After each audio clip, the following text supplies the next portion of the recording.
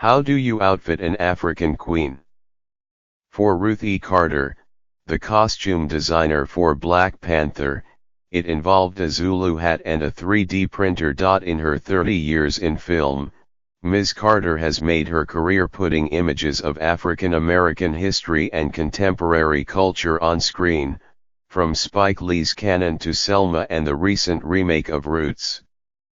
For the Marvel blockbuster Black Panther, she got to envision a futuristic African alternate reality made up of diverse tribes and untouched by colonizers. I really wanted this movie, Ms. Carter, 57, said. She didn't know much about the Marvel universe when she met with the director and co-writer, Ryan Coogler, but she liked the comic book's portrayal. You saw people with little kufis, she said. You saw a tribal council happening and someone was sitting there in a suit, and then they'd have a big Maasai headdress. To imagine the fictional African nation of Wakanda, without the influence of the Dutch, the British, and other colonizers, Ms. Carter borrowed from indigenous people across the continent. During 6 months of pre-production, she had shoppers scouring the globe for authentic African designs, like the traditional stacked neck rings worn by the Ndeb women of South Africa. Textiles were sourced to Ghana, but many African fabrics are now printed in Holland. Ms. Carter rejected those.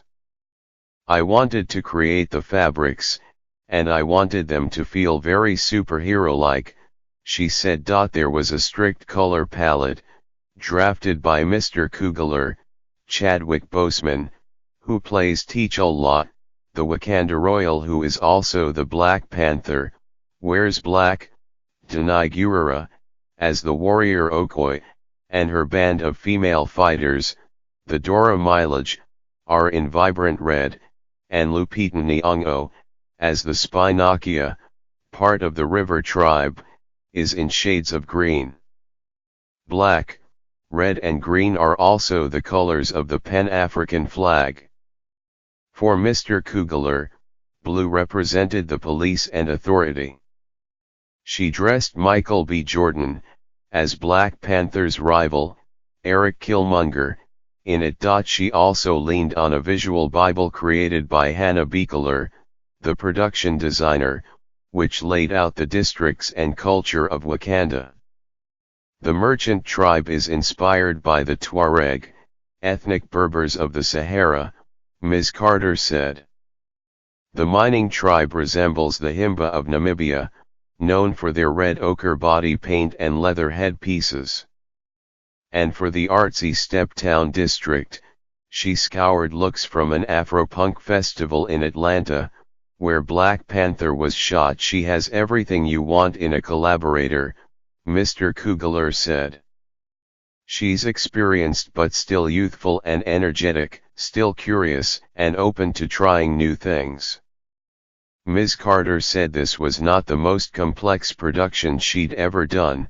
Malcolm X, set across several eras, was even more involved. But the chance to explore Afrofuturism with Black Panther was meaningful to her.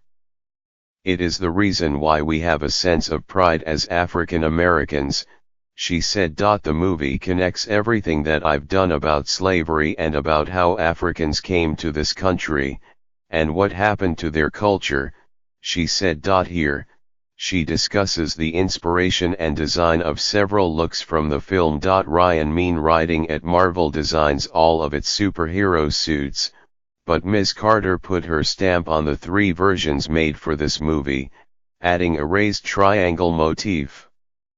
It has a little bit of a sheen to it, she said. She calls the triangle the sacred geometry of Africa, and it makes him not only a superhero, but a king, an African king. The Black Panther first appeared on screen in Captain America: Civil War in 2016, and when Mr. Boseman donned that suit and helmet for her, we were like, wow. It was majestic. The superhero thing really is something mystical, Ms. Carter said. And then he was doing moves and he was telling us, you know, I can't raise my arm, and I can't breathe out of my nose. And we're like, oh, okay, that's bad, Mr. Black Panther. We'll change that. For the headgear worn by T'Challa's mother, Queen Raimunda, played by Angela Bassett, we found a traditional Zulu married woman's hat, complete with the ochre that makes it red, and like a hairy, furry, texture on it. It was giant, and I really wanted to see that beautiful cylindrical shape, because I've always seen the ones that you get in the tourist trade, which don't always resemble archival images. I didn't believe that the origins of its shape were real until I saw a real one. The hat was the model for Ms. Bassett's crown, which was 3D printed, with help from the designer Julia Corner, who specializes in wearable plastics. A rounded shoulder mantle, with a bit of African lace, was also 3D printed. It took 6 months, Ms. Carter said, to get the design right. As a leader of a border tribe, W'Kabi, played by Daniel Kaluuya, is wrapped in the Wakandan version of a Lesotho blanket. The Lesotho do these wonderful blankets with these amazing prints on them that represent their king. They represent harvest, Ms. Carter said. And we screen printed on the other side with vibranium the fictional metal on which Wakanda runs silver Adinkra symbols, so that their blankets could be used as shields during fighting. We worked on those blankets from start to finish. It was Mr. Kugler's idea to make the blanket a shield. What I found with African art and clothing and structures, things tend to have multiple uses, he said.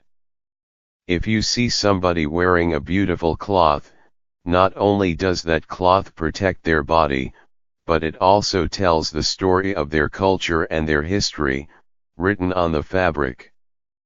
The costuming for Nakia, played by Ms. Nyong'o, made the broadest leaps, Ms. Carter said.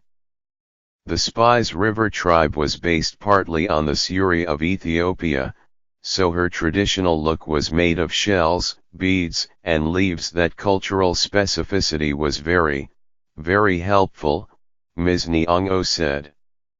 I looked at images of those people and their particular way of life. It's another layer of character development. But she also has a high-wattage fight scene in a casino in South Korea, for which she wears a striking green, high-neck, open-shoulder dress. Ms. Carter and her team designed the fabric and had it 3D printed. They started with a Kent cloth, extracted the line work and created a pattern, hand-painted it, she said. It's covered with Wakandan text boxes with slashes inside and it's sexy but not revealing. It was her Bond girl moment, Ms. Carter said, but also, she could fight and move in it, and it wasn't constricting. Nakia's civilian clothes were the real challenge. It's hard to figure out what a person's casual looks are when they're a war dog, a CIA operative, a casino girl, she said. We were trying things on all the time in the fitting room. Ms. Nyong'o said, there were days when, like, last minute, we still didn't know what I was going to wear. But Ms. Carter never panicked, she said admiringly. She's so relaxed, in a way that is just spellbinding. In their red and gold outfits, these spear-fighting women are the elite warriors of Wakanda. The front of the costume is beaded in the same tradition that you see throughout Africa, the Turkana, the Maasai, Ms. Carter said. The overall garment has a texture as well, the same kind of striations and sacred geometry as the Black Panther suit.